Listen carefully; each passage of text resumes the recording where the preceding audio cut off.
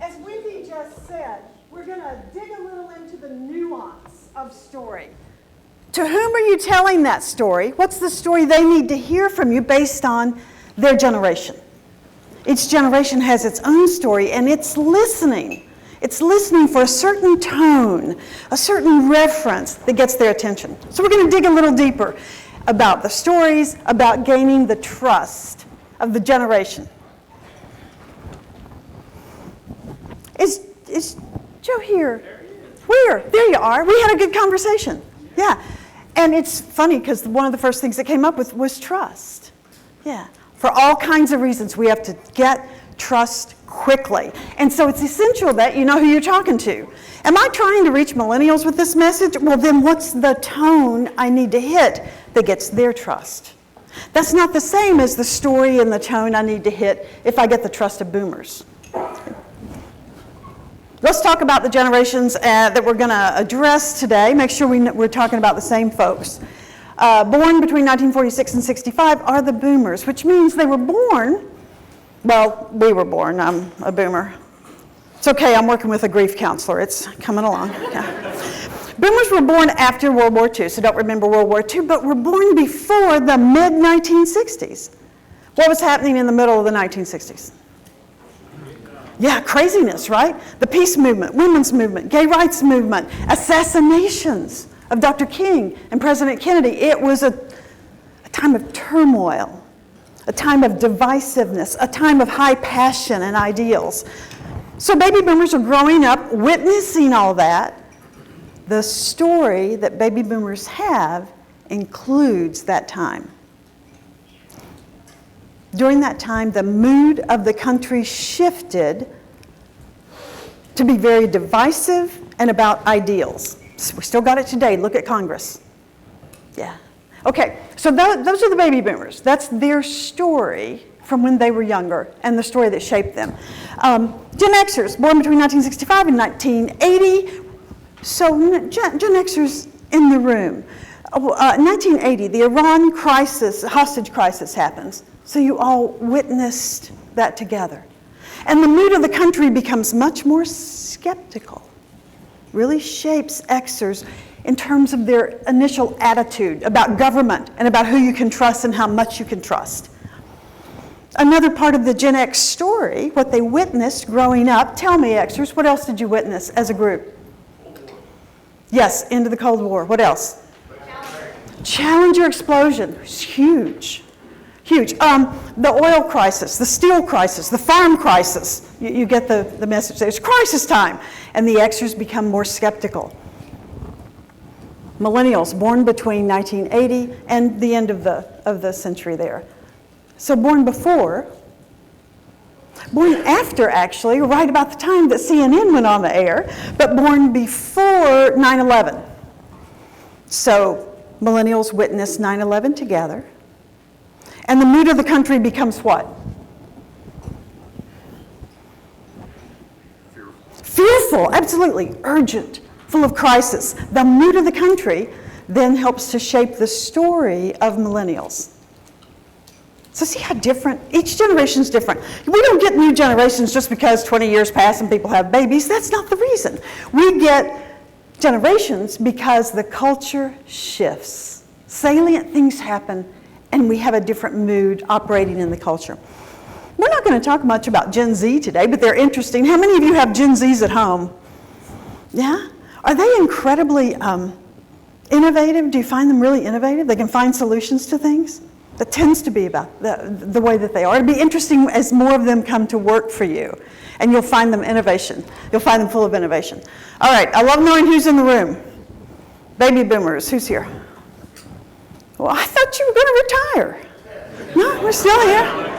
Planning on it. 2 years. Anybody ready to retire right now? Okay. One of us does retire every 7 seconds. So if it's your turn while I'm talking and you're gone, I understand. Okay, I'm good. Xers in the room, where are you? Oh, yeah, look at that. Xers in the room, rising into leadership. Shall we clap for the Xers? Let's do. Yeah. See, we have to clap for Xers. They never clap for themselves. Xers, why don't you clap for yourselves? Too busy getting all the work done in the office? Is that? It's almost as if Xers have been ignored all of your lives. Look at the number of baby boomers over here, the number of millennials over here, and here's a much smaller number of Xers in here. Why are there so few Xers? What happened? Birth control, you got it, yeah. True. We did family differently in this country for a while. Women had access to reliable birth control and also had careers for the first time, or access to careers that had been male-dominated. So we get a different kind of family structure, two-income family structure, and Xers, you got the reputation or the nickname as latchkey kids, right? Independent, taking care of yourself, right? Mom wasn't home. Come home, put your own Pop-Tart in the toaster, yeah. And so that independence helps shape you as a generation and shape the way that you work. Okay, so we know who we're talking about. And I want to make it clear that when we're talking about generations, we're not putting people in a box. We're not saying, oh, I know your generation, so I know you. That's not the case. All we're doing is saying, there's a clue. I kind of know a little bit about what you may have experienced growing up or in the workplace, and that might be a clue to me as how I can speak to you in a way that you can hear me. Not a box, not a prejudicial thing, not name calling, but just a clue. A clue. Millennials, speaking of name calling, do you ever feel like you're dissed? Yeah, you are trashed. I am so sorry. It's just media. Now, you may not know this, millennials. Where are you? Oh, there you are. You want to sit together? You might not know this, but boomers got trashed as know-nothing hippies who would never be leaders when they came into the workplace. Xers got trashed as people who didn't have a work ethic and didn't know how to work, and they were slackers. Yeah. Xers, raise your hands again, please. Turn and look at somebody whose hand, keep your hand up, please. Turn and look at somebody whose hand is not up. And the rest of you, look deep into their eyes. That's good. That's good. The rest of you repeat after me. I am sorry if I called you a slacker. You didn't know this would be confessional too, did you? Yeah. All right.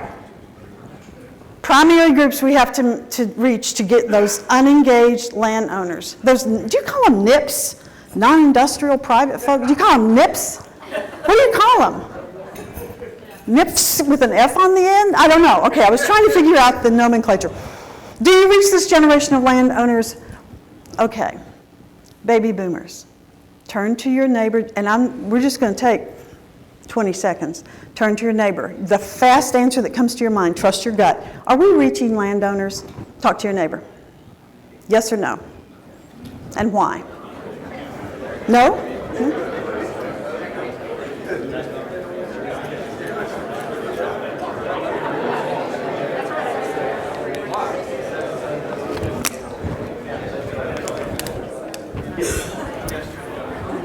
Okay.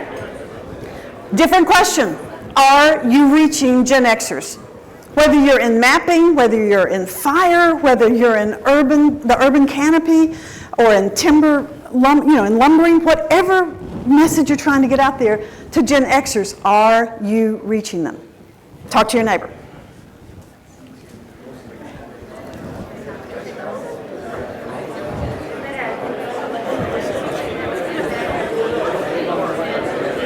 Yes, that a different way. Yeah.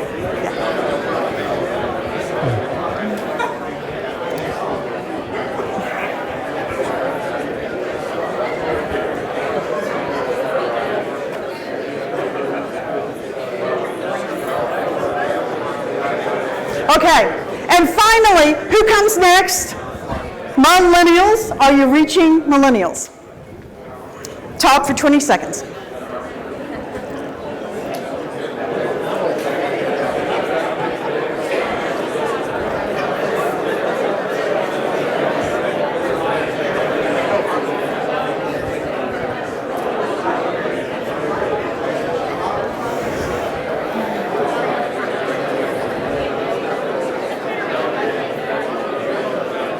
Okay, so in your head right now, you have a quick and dirty answer. Yes, we're reaching them. No, we're not, for the generations. Let's dig into that just a little bit so that we can do a little bit more about the story and building trust with that particular group of landowners. Okay, baby boomers. What'd you say? Yes or no? How many of you said, yeah, I think we're reaching boomers? Yeah, a few, not many hands, okay? How many people said we're not reaching boomers? Not many hands. Did you people talk when I gave you the minute to? Okay, make a choice. Make a choice, I'm sorry. Fork in the road. Are we reaching boomers? Yeah, about half the group. And some yeses, an amen in the back. Thank you. Okay, are we not reaching boomers? Not reaching them? Why not? Why is the hard part, but I guess, 13% of landowners, most of which are baby boomers, yeah, have any information about what they're doing? So the numbers, the data tell you that you're not reaching them. My father also, yeah, doesn't know? Doesn't. Don't trash your dad, come on. He will cut you off.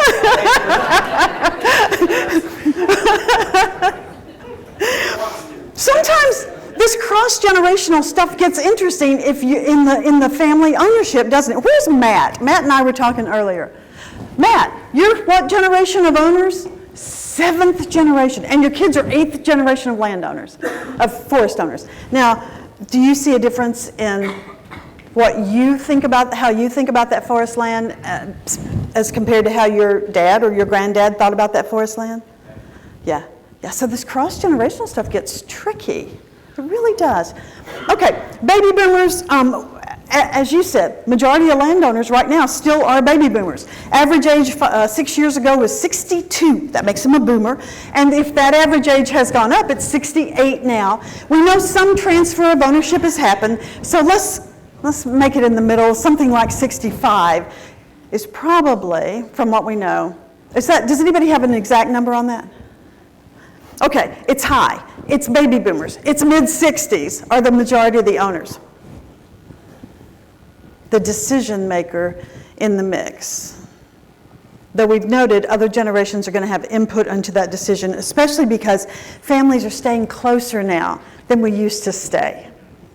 Okay, why do they own? They own for aesthetic reasons. I'm told from the research. They own for a family legacy.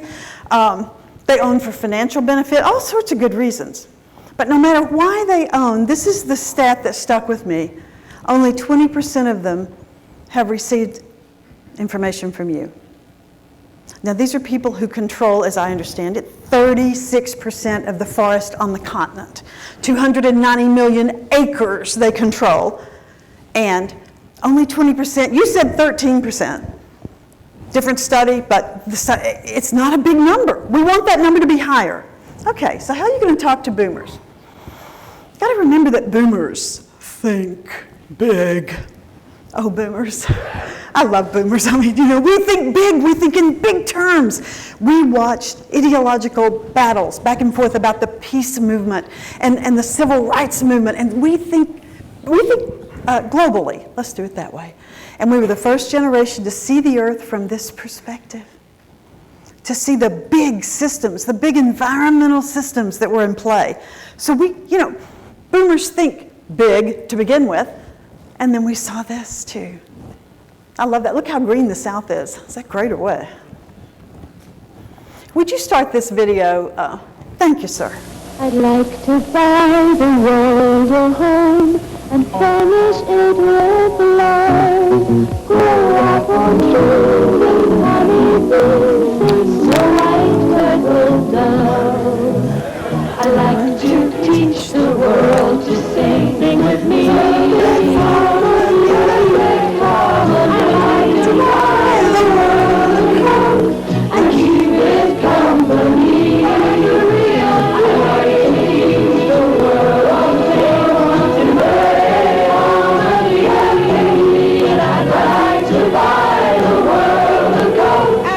Keep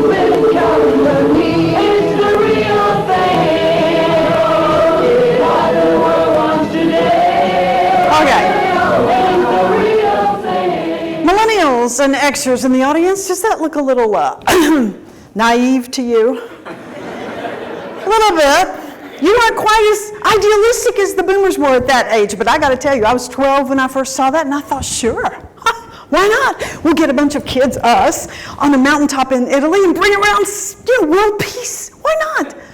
There was a very idealistic tone to that time. So when you're talking to boomers, and I think Terry mentioned this about the right thing to do, one note you can hit is this is the right thing to do. It's the right thing. That's a tone that they can hear. Now, boomers also need to be individuals. There were so many boomers. It was a pop. Not enough desks in the classroom, not enough jobs. We were so many boomers that we needed to stand out. And you can see that when you look at the movies and stuff that were happening. Notice it was good to be a rebel, even if you didn't have a cause. Had to stand out. I used this poster just because of the bottom line, and they both came from such good families. I love that. Standing out, unlike for our parents, it became important for boomers to stand out. You can even see it in all the images that are around nature, that individual, that rugged individual who stands out. There was a study from the MIT Age Lab that showed that 74%, hold that number, 74% of baby boomers believe they are smarter than average. The math doesn't work that way. But we boomers feel that need to stand out. That's why when you're talking to boomers, you can talk about being an individual, being on the cutting edge, being the first one there when you're talking to boomers. And words that can work. Words like individual, unique, exceptional, progress, possibility. To this idealistic boomer, those are words you can use. Personal potential. What was the Army saying to boomers? Be all that you can be. Yeah, be big. Boomers, those are words. Now, you don't go and talk to the Xers about a dream, all right? But talk to the boomers about it. So what is the story that you are telling or will tell about being unique, about vision and possibility and potential for that individual? What is the story that you tell that's going to touch the emotion, the heart, the hopes of that boomer landowner? Any way you do it, you want to be the friendly expert. Boomers are going to look to you and say, that plan's probably going to work. You're the expert. Most of the time, now I'm talking globally, most of the time boomers are going to say, yeah, I think you know what you're talking about. Then things shift. We get Xers, who probably may not want to hear from a friendly expert. Things shift. And you have to say, am I going to talk to this group of boomers or Xers or millennials as an authority, the friendly expert, or as an ally? A guide. There's a real difference in tone as you do that. That's because boomers grew up with a top-down military command and control thing kind of happening everywhere. In school, at work, in the church, everywhere you went, it worked that way. The boss said jump and you say? How high? Well, with enthusiasm, folks. The boss says jump and you say? Totally, I love it. But millennials in the room, I say jump and you say? Yeah, why? So why would we jump? Yeah, explain it to me. Xers in the room, I know you're confused because you know the answer to the first question, but you also ask, why? Yeah, you're in the middle. Okay. I just was remembering something that happened to me in Canada. I was up there and I said to the group, I said, so you say jump to millennials and they say, and this guy in the back, right about where you are, he said, screw you! I didn't expect that in Canada. They seem really nice, but there it was. Okay, so boomers, when boomers were growing up, during the most formative years of our lives, when we were learning,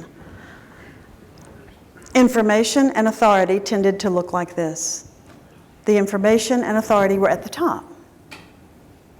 But we flash forward a generation or two, and we find millennials thinking about information and authority like this.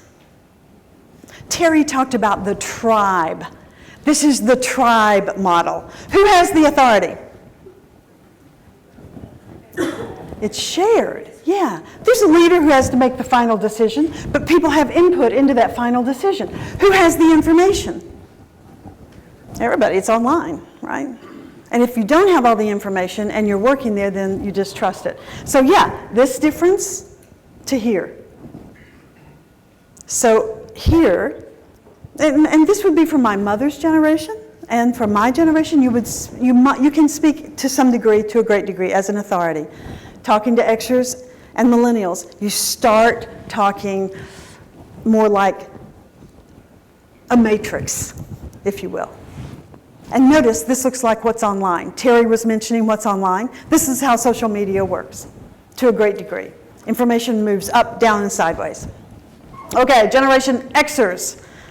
What did you say? We reach Xers or we don't? You gotta vote, gotta vote. Yes, we reach them. One person. You are so brave. Why did you say we do reach Xers? So I work in our communications team, and my observation is that a lot of the feedback and dialogue that I see in our social media outreach is really among Generation X. Okay, she's saying that you're on the communications team. The conversations you're seeing on social media are among Gen Xers. Who said we don't reach Xers? Why'd you say that? I don't know, that's an interesting question, but they don't own the land. I mean, it's owned by the boomers or their parents. It's not owned by them necessarily at this point in time. So at this point in time, we know that they don't own the land in general. Right. Now, a lot of Xers own land, but not in general. You're still got to reach out heavily to the boomers who are landowners. But now remember, we are in the place in the generational cycle where families are becoming stronger and stronger and staying tighter and tighter. So if you reach the Xer, you're going to reach the boomer. Yeah. It's no longer, like when I grew up, how many of you were 18, you were out the door, right? Your parents were glad to see you go. It was done. Well, that's not the way it works now. What? With a boot. With a boot, yeah, right. You're gone. Yeah. Not true now. Not true now. When we go through a time of crisis like 9/11 and guns in the classroom and terrorism, then families grow close. In 2008, the families grow close. So millennials and boomers talk to each other. Imagine that. And Xers and boomers talk to each other. And they look to each other for advice. So when you reach one group, you're going to reach the others. Now, one thing that happened in 1980 and that all Xers got to witness was CNN came on the air. It's hard to remember what a change this was. Suddenly, 24 hours, you could see news, and the cycle never stopped. The world got faster. Ted Turner, when he launched this station, I'm going to mangle his quote. He said, "We are on the air, and we are not going off. We are not going off until the end of the world, and we will cover that live." He knew this was a game changer. And it was a huge game changer in terms of speed and in terms of information. The other thing that happens in 1980, the first personal computers appear on people's desks. Whoa! Yeah, life is changing. And again, we talked about things that Gen Xers witnessed, including the Challenger and the economic crises of the 70s. Okay, what movie is this? Is there a more Gen X movie? No. Why do we love the characters in this movie? They were us. Yeah, this movie, if you haven't watched it and you're not a Gen Xer, watch it. It's entertaining, it's loving, it's just a fabulous movie. And what kind of attitude do these folks have about authority? Screw you, right? Yeah. But it was a time of skepticism. As opposed to a time of idealism, we get a generation shaped by skepticism. There's an ad that came out that really captured the feeling of Xers. When I grow up, I want to file all day.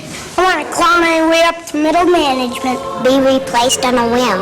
I want to have a brown nose. I want to be a yes man. Yes woman. Yes sir. Coming sir. Anything for a raise, sir. When I grow up, I want to be underappreciated. be paid less for doing the same job. I want to be forced into early retirement.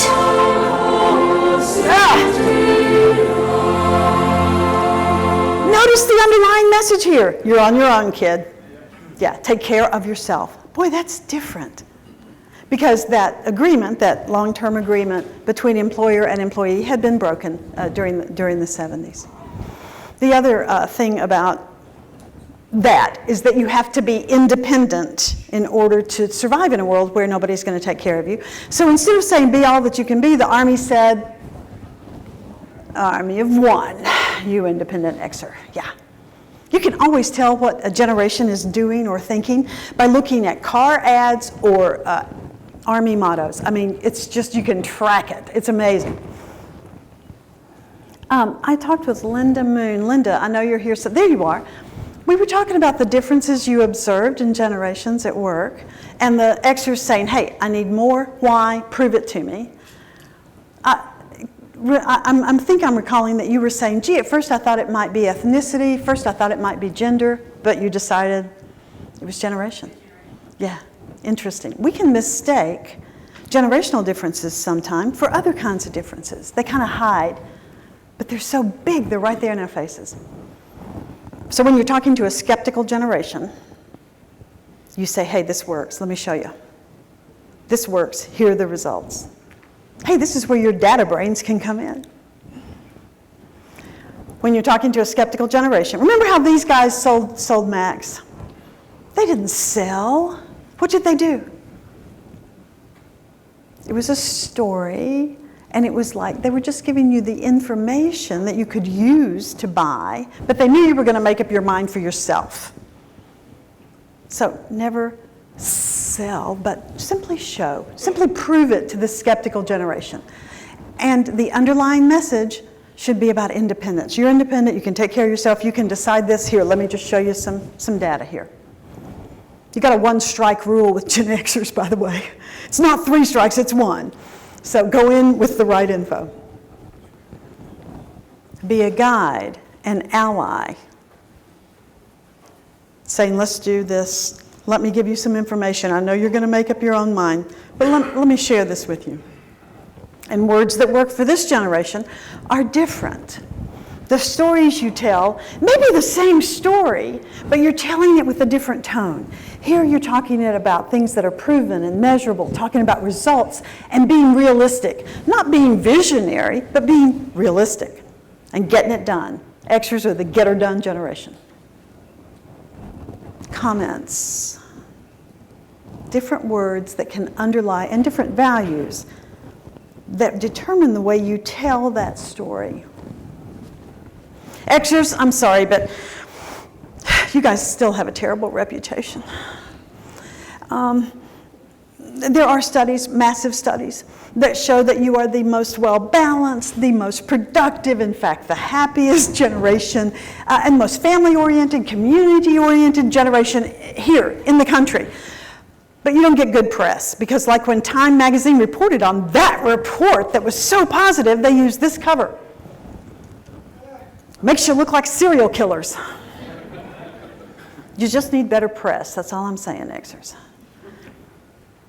Xers, repeat after me. Raise your hand, please. I am. Ready? A gift. A gift, yeah. Remember that. Yeah. Next time you're in a meeting, and somebody's saying, you're too skeptical, go, hey, I am a gift. What? Okay. Again, the thing that happens when life speeds up, time becomes the most valuable commodity. I think Jeff and I were talking about this. Is Jeff here? Yeah, about the time. People don't have time to read a big plan. They want Jeff, do I have it right? They wanted the action steps. What's the result going to be? Here are the action steps. You've got to be quick, got to be fast with this group, and with millennials as well. Millennials, do you reach millennials? Yeah, who said yes? Oh dear, okay. Okay, nobody was going to own that. Do you reach millennial landowners?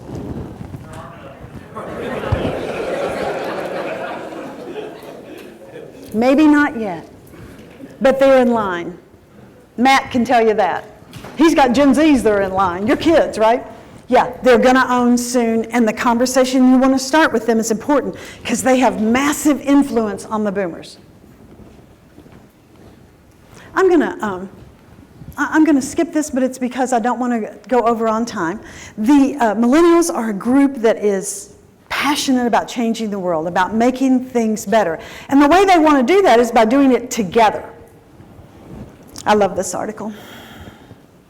It came out in 1995. It was written for Adweek, and it was by a bunch of guys who sell cars. And they were really upset because these kids were coming in. The millennials were coming in with their parents. And the parents were saying, what do you think? Do you like this car? Yeah, 9 billion worth of cars that were influenced by the millennial attitude. That was huge. Millennials grew up in families where parents were worried about the terrorism and the problems and the scary things out there, and they began to talk more to their kids and give them a voice. So millennials don't expect to have the final vote, but they expect to have a voice. So you want to give a plan to a boomer who's got millennial kids in line to inherit this land? Let's get some input from the millennials. They expect to have input. And they're not going to trust your plan unless they've had input. The Army understood this. They didn't say Army of one, they said Army strong. You're part of something bigger, and we want to hear from you. So the key word here is you have influence. You're important. I want to hear your voice, as opposed to independence or individual. And the message, let's do this together. So that when you tell those millennial stories, it's about influence, it's about doing things together. I see you shaking your head. Does this ring true for you? Are you a millennial? You look millennial-ish. No, I don't mean to accuse you. Yeah, okay. Are you an Xer or a millennial? Millennial. Yeah, millennial. Does that sound true? Not personally. Uh-huh. But maybe overall, yeah. Yeah, and we are talking overall. We are talking about the big picture here. Not personally. Where'd you grow up? Where? Did you grow up on a farm? Did you grow up with your family? City mostly. In the city mostly. Are you in urban forestry today, or No. you're out in the woods? Yeah. Okay. So why do you think that didn't apply to you personally? That let's do this together. I guess I just feel more close to the Gen X. Yeah. Closer to the Gen X description. Just because you were born at a certain time doesn't mean you're just standing in that, standing in that box. It means that you've had lots of influences. Maybe parents, maybe older siblings or younger siblings, and so you may feel more like an Xer, which is fine. As a matter of fact, there's this group right between millennials and Xers called Xennials, right? It's huge. A lot of people want to claim that. So lots of things influence us, but the generational studies give us the big picture. It gives us the forest, if you will, not the trees. Can I still give him a participation vote? Totally. Give him a participation, yeah, it's good.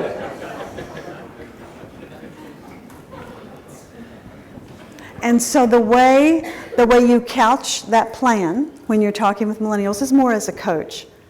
Let's talk about what the next play is. Let's have some input in this for you. And words that tend to resonate with millennials. Co-create, find solutions, collaborate, tribe. Terry talked about tribe. If you look at businesses aimed at millennials like Iron Tribe, you'll find a lot of that word in them. Can they hear you? Are you aware of those nuances, of those different experiences of the different generations? Are you aware of how boomers tend to rely on government? How Xers tend to distrust government? How millennials are looking to government to do something new, to change, to step up? Those are the nuances you need to address as you're thinking about these groups. Thank you guys, you're terrific.